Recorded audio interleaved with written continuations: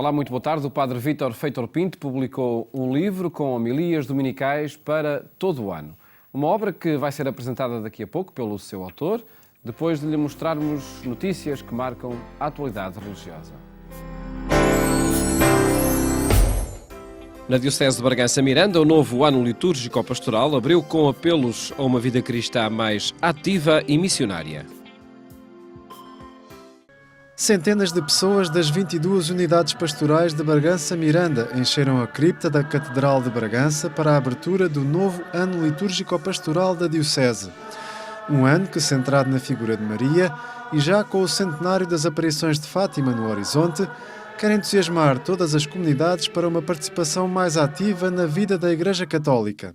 E pela primeira vez fazemos coincidir o ano pastoral com o ano litúrgico, porque verdadeiramente o ano litúrgico é que é o ano da Igreja e ao ritmo da liturgia, como Maria, queremos cada vez mais ser discípulos missionários de Jesus Cristo e viver, celebrar, testemunhar o Evangelho neste território e na nossa própria vida aqui na Diocese de Bragança Miranda. Para Dom José Cordeiro, que assumiu os destinos da Diocese Transmontana em 2011, este momento marca também o fim de um ciclo em que teve a oportunidade de visitar todas as 326 paróquias da região, num total de 546 comunidades. Um território confrontado com desafios como o envelhecimento populacional, o despovoamento, a escassez de sacerdotes, dificuldades que pedem o contributo de todos. Cada vez mais temos que estar preparados, como diz São Pedro na sua primeira carta, a quem nos interrogar, estar preparados para dar as razões da nossa esperança. E sozinhos não somos capazes, temos que o fazer cada vez mais em Igreja e ser fiéis, porque Deus não nos pede para termos sucesso nem êxitos, o que nos pede é para sermos fiéis e até ao fim, e sermos fiéis na realidade onde estamos. E esta realidade, se por um lado apresenta muitas dificuldades, por outro apresenta muito maiores oportunidades. A reconfiguração territorial da Diocese, antes mais dispersa e agora assenta em 22 unidades pastorais, foi uma das grandes apostas de Dom José Cordeiro. Outro ponto-chave tem sido a formação de leigos, de agentes pastorais, que possam colmatar a falta de vocações. Na nossa Diocese, a formação sempre tem sido um dos principais objetivos dos nossos bispos. E o Sr. Dom António Rafael, na altura, criou o Instituto Diocesano de Estudos Pastorais, que agora o Sr. Dom José Cordeiro decidiu reativar e bem. Visa essencialmente formar agentes pastorais, dada a nossa realidade diocesana, e tem sido uma aposta bem sucedida e temos tido um feedback muito positivo. Está estruturado num ciclo de 3 anos, tem as disciplinas básicas de um curso de Teologia, ou de Ciências Religiosas, como lhe quisermos chamar, e essencialmente visa a formação na área da Bíblia, da dogmática, da catequética, da pastoral em si, todos esses aspectos que são os essenciais para que os agentes da nossa Diocese, agentes pastorais, possam corresponder. Este dia de festa ficou marcado ainda pela apresentação do novo missal e também do novo lecionário próprio para as celebrações eucarísticas da Diocese, bem como de um diretório de música para a liturgia.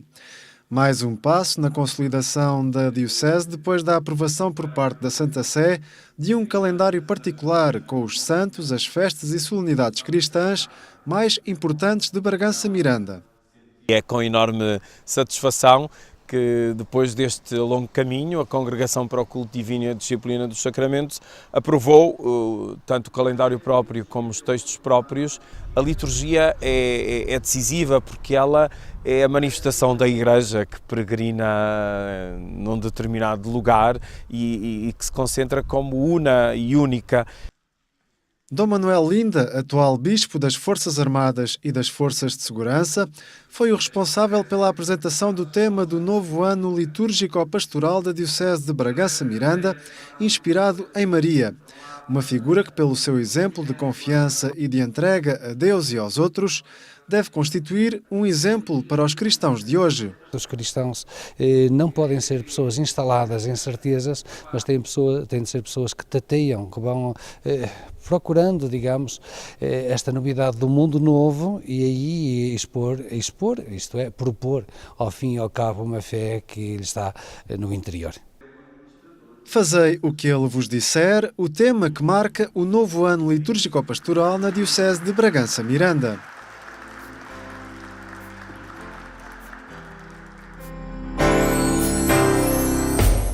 O Dia Internacional da Pessoa com Deficiência na Diocese de Bragança Miranda será uma ocasião para alertar para uma realidade ainda marcada pela exclusão e discriminação. A Diocese de Bragança Miranda quer fazer do Dia Internacional da Pessoa com Deficiência, que vai ter lugar a 3 de dezembro, uma ocasião para despertar a sociedade para um contexto que marca o dia-a-dia de muitos homens e mulheres, jovens e crianças, e que se torna ainda mais difícil pela exclusão e discriminação a que estas pessoas estão frequentemente sujeitas. O programa alargado de atividades, que se estende ao longo do mês de dezembro, quer mobilizar não só as pessoas portadoras de deficiência, os seus familiares e amigos, mas toda a comunidade. E pensamos que desta forma nós estamos, de facto, a contribuir para aquilo que é o mal maior que existe na sociedade atual, que é, por vezes, nós nos pormos à margem do outro, não sermos próximos, e próximos não é só estar ao lado, é estar, sobretudo, com o coração, com a mente atenta para ajudar quem precisa, e neste caso a pessoa com deficiência. Ações de sensibilização junto das escolas e da comunidade em geral, atividades lúdicas, culturais e desportivas, momentos de oração, são várias as propostas idealizadas em conjunto com as instituições particulares de solidariedade social em atividade no território. E à volta de um tema muito particular que pretende abanar as consciências. O tema que nós escolhemos pode chocar um pouquinho ao início quem não perceba completa e integralmente. Todos somos deficientes. E o que é que queremos dizer com isso? É que todos nós não podemos considerar-nos superiores a ninguém. Não há ninguém inferior, nem há ninguém superior. Um dos momentos mais emblemáticos da comemoração do Dia Internacional da Pessoa com Deficiência na Diocese de Bragança Miranda está reservado para 19 de dezembro, data em que será celebrada uma missa presidida pelo Bispo diocesano Dom José Cordeiro, que terá como protagonistas as pessoas com deficiência. Vão ler, vão acolitar, vão cantar, portanto vão ser as pessoas protagonistas, digamos assim, da Eucaristia, e onde estão também os familiares, os amigos, e queremos assinalar também na Igreja que a pessoa com deficiência tem um lugar muito especial. A Igreja é de todos, a Igreja está aberta para todos, e nós temos que pôr mais em prática aquilo que dizemos. Esta Eucaristia de Natal com as pessoas portadoras de deficiência está marcada para dia 19 de dezembro, às 14h30, na Igreja de Santa Maria, em Macedo de Cavaleiros. A maior parte da população mundial vive nas cidades e a Igreja procura respostas para esse desafio. Parte delas estão no livro A Pastoral das Grandes Cidades. Resulta de um conjunto de conferências e reflexões desenvolvidas em Barcelona num congresso sobre a pastoral nas grandes cidades. O arcebispo emérito Luís Martínez Sistac apresentava esta obra perante o episcopado português.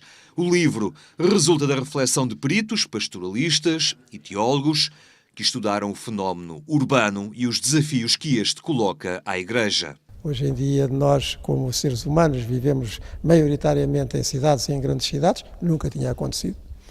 E as nossas estruturas pastorais de congregação e de resposta ainda são muito herdeiras do mundo que era predominantemente rural, onde apareceram as paróquias, onde toda a gente se conhecia, onde a maior parte das pessoas nasciam, viviam, morriam no mesmo sítio. Esse mundo não é o de hoje. E cada vez menos, porque é muita gente e em movimento. A mudança já aconteceu e a Igreja não pode continuar com métodos pastorais de outras eras. É preciso ler a realidade e propor respostas para os novos desafios. Hoje em Lisboa, mas isso também acontece no Porto e noutros meios urbanos, algumas paróquias do centro já não têm um número significativo de paroquianos, porque os centros estão muito desertificados da população autóctone, mas tem uma pastoral de acolhimento de quem passa, de atendimento espiritual para a confissão ou para a conversa, de celebrações onde vem gente de muito lado e até a horas que já não são habituais, não é? Onde pode acontecer, assim, dos clérigos do Porto a São Nicolau em Lisboa, que as grandes celebrações são ao domingo à noite.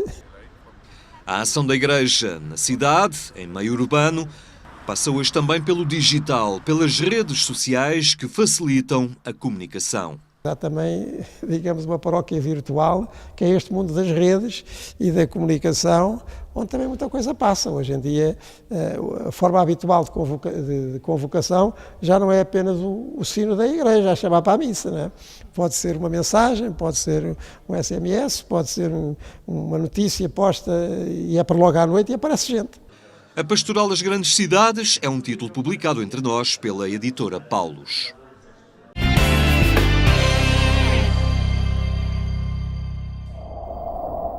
No portal agência.eclésia.pt encontra estas e outras notícias em atualização permanente. A palavra vivida é o título do livro do Padre Vítor Feitor Pinto, que está hoje no programa Eclésia para nos falar desta obra. Padre Vítor, boa tarde. Boa tarde. Obrigado por estar connosco. Enfim, a apresentação é simples, um livro com homilias.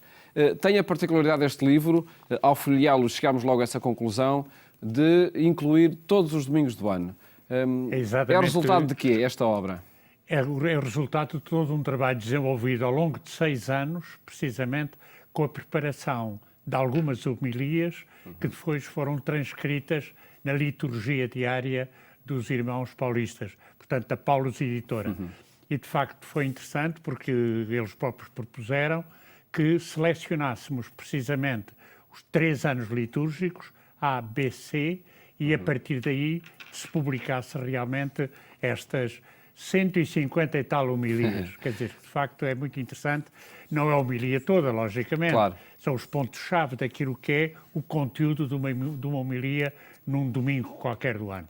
Em todas elas, tem a metodologia usada é sintetizar, de facto, os conteúdos em 3 pontos. Sempre. O que é que procurou A ideia é sempre transmitir? esta. Nós, quando fazemos uma homilia, temos que ter, primeiro ponto, a análise dos textos, não com linguagem teológica, não com linguagem de análise bíblica, mas com a experiência pessoal daquele que vai comunicar a palavra de Deus. Portanto, é muito interessante porque um dia pegam-se em 3 verbos, outro dia são 2 palavras importantes, 2 ideias-chave, e depois está a preocupação sempre de, nos 3 textos, encontrar um denominador comum. Portanto, há um leitmotiv que marca a homilia. O tema é este da homilia. E depois, a partir disso, fazemos a comparação do Evangelho com as 2 outras leituras do Antigo Testamento e do Novo Testamento. Este é o primeiro ponto. O segundo ponto, depois, é aplicar isto à vida. Como é que isto tem a ver com o que aconteceu na semana, com o que aconteceu naquele mês, com o que está a acontecer para bem ou para menos bem do mundo, portanto, para a vida dos cidadãos. Portanto, esta aplicação muito concreta à realidade vivida é muito importante. E o terceiro tópico é, depois, a prática. Como é que os cristãos, ao longo da semana, podem pegar nestas ideias para valorizar a sua ideia, a sua vida cristã, de presença na Igreja e no mundo. Porque é muito importante que o cristão saiba ser cristão no coração do mundo. Portanto, todas as homilias têm praticamente estas 3 orientações. É o esquema que, de facto, nós podemos encontrar para uma homilia. Aliás, é curioso que é o próprio Papa Francisco que o refere com os 3 tópicos: ver, julgar e agir. Sim. E até dizendo que, depois no julgar, não se façam grandes teses doutrinais, grandes análises de exegese bíblica. Não. É a experiência do próprio padre, que esteve durante a semana a refletir sobre o que vai dizer e como vai dizer a partir da palavra de Deus. E se bem li na introdução que o Padre Vítor escreve a este livro, esses 3 tópicos e essas pistas para uma estrutura de homilia, assim as têm definidas desde o Concílio Vaticano II. Foi o Concílio Vaticano II que disse isso. No número 52 da Sacrosanctum Concilium, que é precisamente o documento, a Constituição sobre a Sagrada Liturgia, a certa altura o Concílio diz que tem que se ter em atenção os mistérios da fé e a introdução à vida humana cristã, os valores cristãos fundamentais. Isto num contexto comunitário.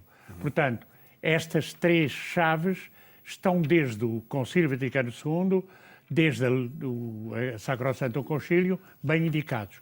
Eu tive uma sorte, como eu digo no prefácio não, na introdução, eu tenho a oportunidade de dizer que me encontrei com o cardeal Ercaro durante 3 dias em Bolonha. Em 1965. 1965. Foi uma coisa fantástica, porque ele estava na parte final do concílio, já tinha sido editada a Constituição sobre a Liturgia, que teve unanimidade, não teve um veto, foi fantástica e que descreve realmente todo o mistério litúrgico, dizendo que a liturgia é o exercício da função sacerdotal de Cristo e depois defendendo o que é a Eucaristia, definindo o que é a Eucaristia, sinal de unidade na comunidade, vínculo de amor entre os cristãos, banquete de alegria.